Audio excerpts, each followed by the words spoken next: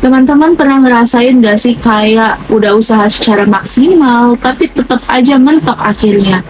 Tapi kadang itu kita lupa bahwa Allah itu memberikan pertolongan dari hal yang tidak disangka-sangka. Nah, kali ini tuh ada kisah nyata dari seorang pemuda di Libya yang pengen satu hal, yaitu naik haji. Tapi jalannya tuh nggak mulus. Dia ini sempat ditahan di bandara, ditinggal pesawat, tapi endingnya tuh Masya Allah banget teman-teman. Penasaran gimana? Yuk kepoin kisahnya, karena ini bukan tentang perjalanan fisik, tapi juga tentang perjalanan iman.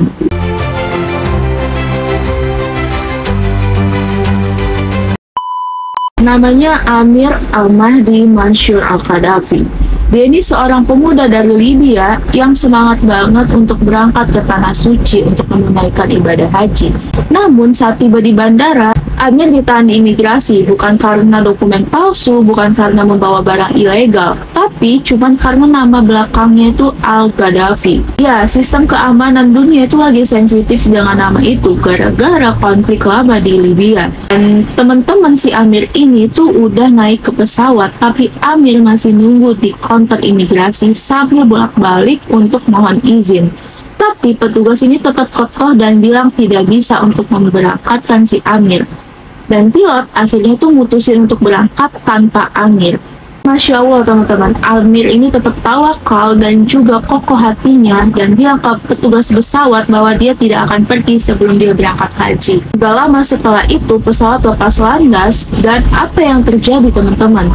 Pesawat itu balik lagi karena punya kesalahan teknis. Dan setelah dicek, diperbaiki, pesawat mencoba untuk berangkat lagi kedua kalinya. Tapi pesawat itu bermasalah lagi dan harus mendarat kedua kalinya.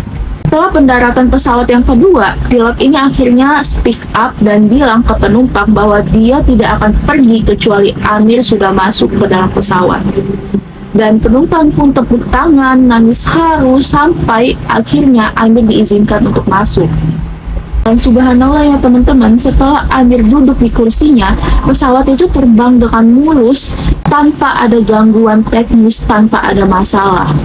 Dan ya, lihat bagaimana teman-teman, Allah ngatur semuanya. Ketika manusia menolak, tapi Allah sudah menulis takdirnya, maka seluruh alam semesta pun tunduk untuk mengantarnya ke tujuan.